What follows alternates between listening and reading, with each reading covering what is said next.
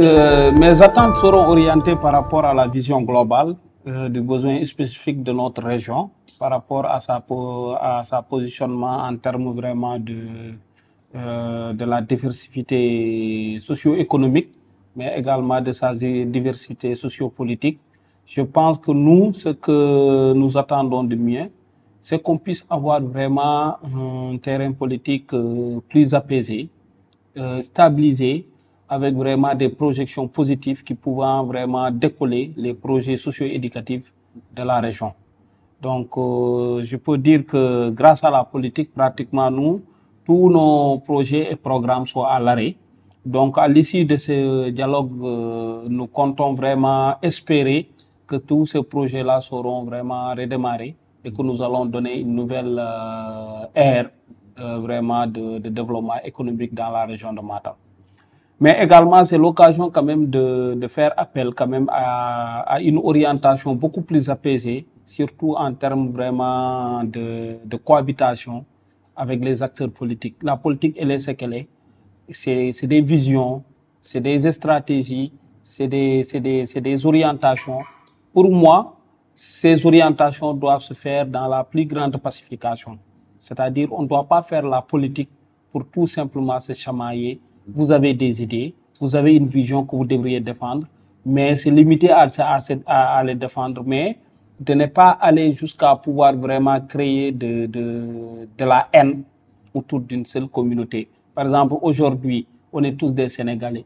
Si quelqu'un gagne, il dit que, ou bien il pense que c'est sa vision qui est meilleure pour porter, ou bien pour apporter l'espoir souhaité aux Sénégalais. Donc, si je perds aussi, que je comprends par exemple que celui-là, si j'étais à sa place, c'était mon projet ou bien mon programme qui a été choisi pour porter pratiquement l'espoir des Sénégalais vers l'avenir meilleur. J'aurais suggéré quand même qu'il y ait une réorganisation. Que toutes ces... Certes, on est dans un monde où on fait appel à la liberté d'association, à la liberté d'adhésion à des partis politiques et tout ça, mais quand même, vous verrez que l'ensemble des partis politiques adhèrent à deux idéologies. Donc, pour moi, il serait bon quand même d'organiser des grands ensembles. C'est-à-dire, aujourd'hui, partir comme le modèle américain, c'est-à-dire, il y a les démocrates et les républicains. Aujourd'hui, tous les partis politiques qui se retrouvent dans le socialisme pur et dur, ils peuvent organiser des primaires entre eux.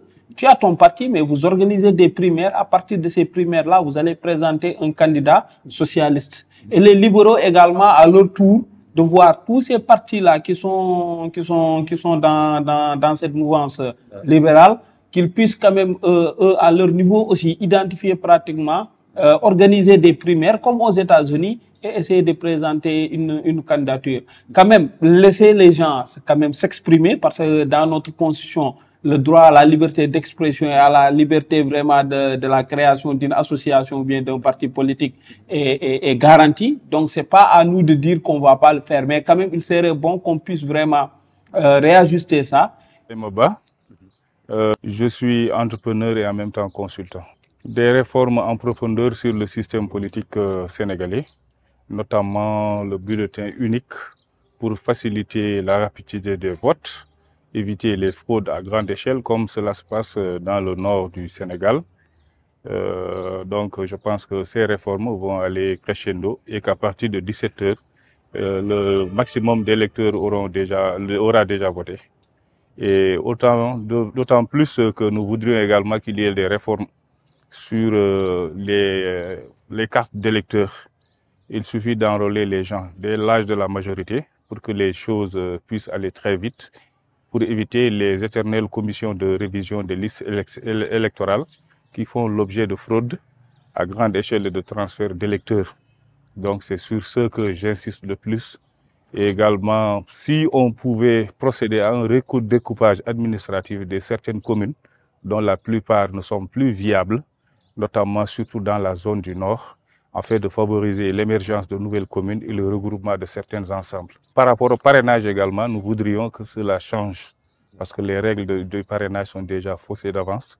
Il serait mieux de procéder par un vote électronique à travers des numéros bien définis pour les coalitions ou bien les partis qui vont aller déjà en compétition, pour éviter qu'on amène des papiers jusqu'au Conseil constitutionnel.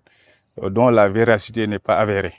En outre également, il y a la question des exécutifs au niveau local.